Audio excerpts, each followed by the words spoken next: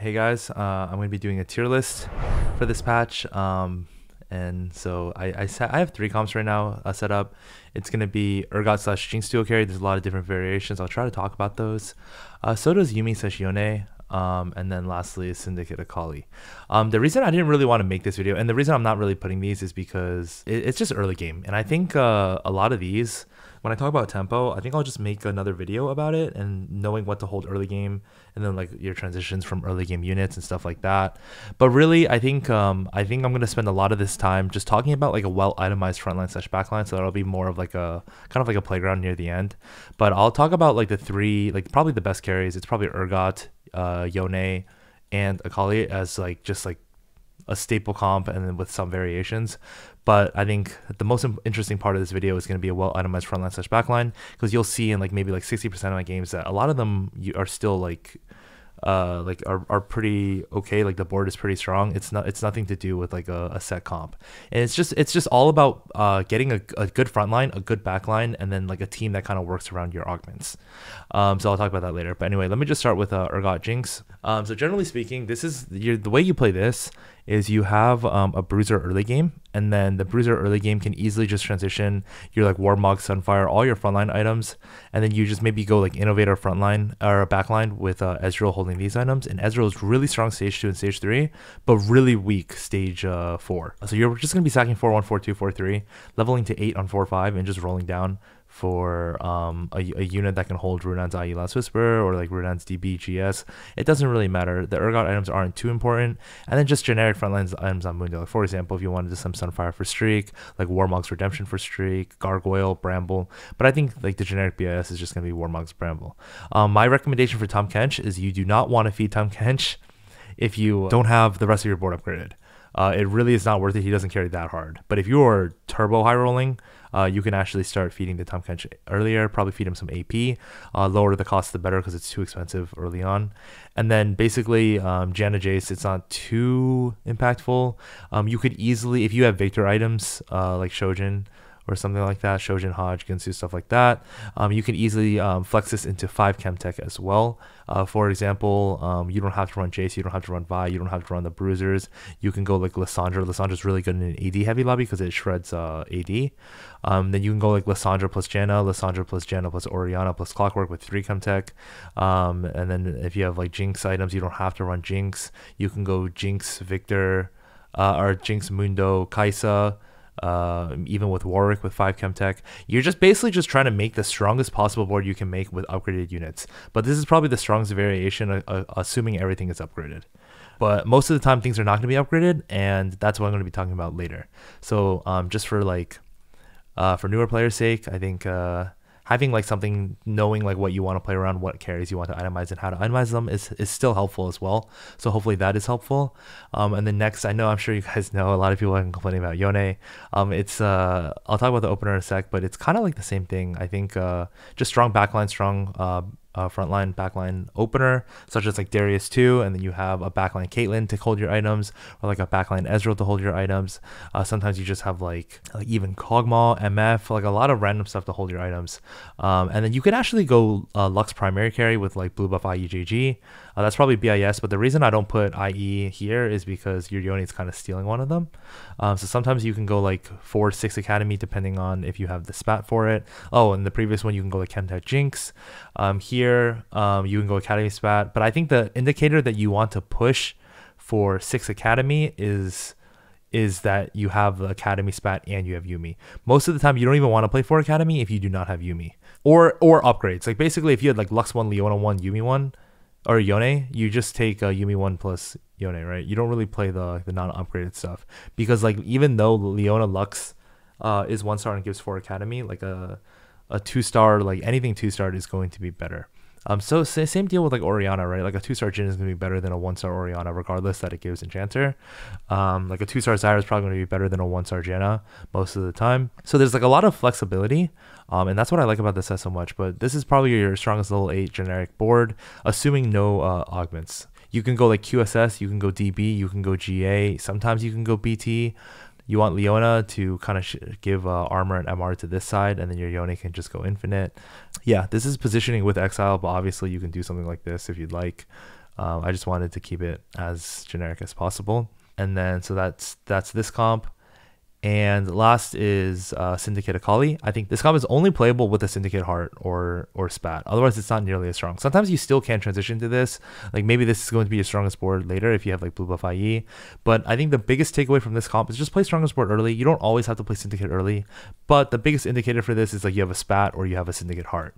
And you kind of just have the items for it. Early game, you play strong frontline with a Syn backline, and then you have IE, and you hold it on an IE holder. Sometimes you won't have the Syn backline, and sometimes you have like a TF2 early game, and maybe you can hold AP items such as like JG, Morello, and stuff like that. But just make sure if you do have Morello, you can find a new TF, because you probably want the TF later for 7 Syndicate, and then you just Morello the TF1, and then you just put leftover items on Akali. You have like TF items hold Akali. Aside from the Morello. But basically, I think the biggest thing to note in this comp is that the items for Akali are really fake. Like people will say blue buff IE Rabadon's is BIS because Rabadon's buff Syn's harder than JG does because Syns can already crit. But it really is fake. Akali's damage is so insane with 7 Syndicate that like it has 75 armor and MR and then 30% Omnivamp from 7 Syndicate trait. You just basically want just 3 items on her. Any 3 items is fine. Shaco's just a Spark to enable Akali, Frozen Heart to enable Akali, and then Sunfire to enable Akali. But like obviously if I were to talk about BIS, I think it's like actually just like IE plus 2 tank items. It doesn't really matter which ones. I've seen Sunfire Akali pop off, even though that's like not that great. I've seen even Trap Claw like Shroud. Like there's this clip of Ray's Akali 1 with Trap Claw and Shroud from TG. Like 1v4, like a Lux 2, Yone 2 to like a Vi 2. It was just like insane. But basically this unit with 7 Syndicate is really strong. You can still play it with 5 Syndicate, but it's not nearly as strong. I wouldn't recommend it if you do not have Syndicate Heart or Spat. Here is when I talk about so I think that's like a fast speed run of the 3 best comps and hopefully some itemizations. I think what you want to actually keep in mind is basically playing strong frontline and strong backline. So let's say early game you're playing like Ezreal to hold your items, so you can go like Ezreal, Singed, Zilean. And you're playing this mid game and you have like Camille too. And basically your items on Ezreal are like Hodge, IE, DB. Sure. And basically what happens is when you start hitting stage 4, stage 5, and you want to start transitioning your board into higher cost, one key thing to take away is that Zilean 2 is clockwork, right? Zilean 2 is going to be better than Orianna 1. So when you do make the transition, and let's say you want to play like the Seraphine Hex, so you want to run like 5 Innovator later, the Seraphine Hex is right here. Then hey, maybe you want to play Jhin this game. So now you play Jhin for Ezreal, you're playing Blitzcrank for Scrap. Now you can have a really natural transition into Braum. And like this is like one of the comps where like you don't want to play it. It's not like the best comp, but the transition is so good and you're always going to be playing a strong board that like it's kind of worth it. So now you can slowly transition your board into the same items from that were held on Ezreal. I think it was like a Hodge DB IE. On Ezreal, and then now you don't even transition that hard because the Zilean 2 is already giving clockwork for Jhin. The Blitzcrank that you were running with Scrap is already giving items to Braum, and this board really is not that bad. You have the Innovator, you have the stuff. Right now you have 3 clockwork because obviously you lose Camille, and you probably run a Sniper with like MF or something, but that's really easy to put in. So as you transition, and then later, let's say you find Orianna, then you put Orianna over Zilean, and then you put probably Janna for Enchanter and stuff like that. But basically you want to pivot something that's easy around your comp, and then not only that, easy around your augments. For example, if you have weak spot that shreds the armor, obviously you wouldn't pivot into AP, right? Like that's like one of the easier options. If you have like runic armor, you're probably just committed to playing AP. It's the same thing. You also want to pick your augments based on your items. Even if you have a lot of Arcanist, if you have these items, why would you ever play Arcanist, right? You would just not take that augment instead. But let's say like on your Ezreal, you were playing around like you had like Runan's DB, whatever. Like Runan's is really good on Yone and Urgot, and then you can transition into Urgot. But generally speaking, 2-star units are going to be better. So if you were to look at my previous boards, and the generic stuff, right? Let's say I still want to play Urgot carry. Let's say I still wanted to play Urgot carry, and you can't do the generic board from before. But like, let's say you were playing like a bodyguard opener, but when you roll down on 8, you rolled twice and you hit Urgot too. and your items, like let's say it's not because like Ginsu, IE Hodge. This Urgot items suck, by the way, but it's fine. It's an Urgot too, right? Now you're just trying to enable your Urgot, and then I think you were talking about or before I was talking about playing around. Let's just say I had like Leona plus Braum or something, because I was playing around bodyguard mid game, Leona plus Braum, and then maybe you were playing around Darius early game and you were playing just like four bodyguard. As you transition, like this board is going to be a lot stronger if everything is upgraded than everything else, and maybe you can have like a Kog'Maw, and then a random MF2 is going to be pretty solid. Just because MF has a high base damage and it pairs with Kog'Maw. So like assuming that this board here is going to be upgraded, 1, 2, 3, 4, 5, 6, 7. Assuming that this board is going to be upgraded, it's a lot stronger than playing a generic board, like a generic tier list board, that's not upgraded. And honestly, and then as you get more and more gold and as you roll more and more, let's say you're holding onto Janna pair or Orianna pair on bench, then yeah, later you're going to lose the Darius, you can lose the Blitzcrank, you can even lose the MF if you hit Jhin 2, and then you can go like, and then you can start slowly transitioning into like Jhin, let's say Orianna for Clockwork, and Janna. 1, 2, 3, 4, 5, 6, 7. And then let's say the Socialite Hex is good, and then Taric also gives Enchanter.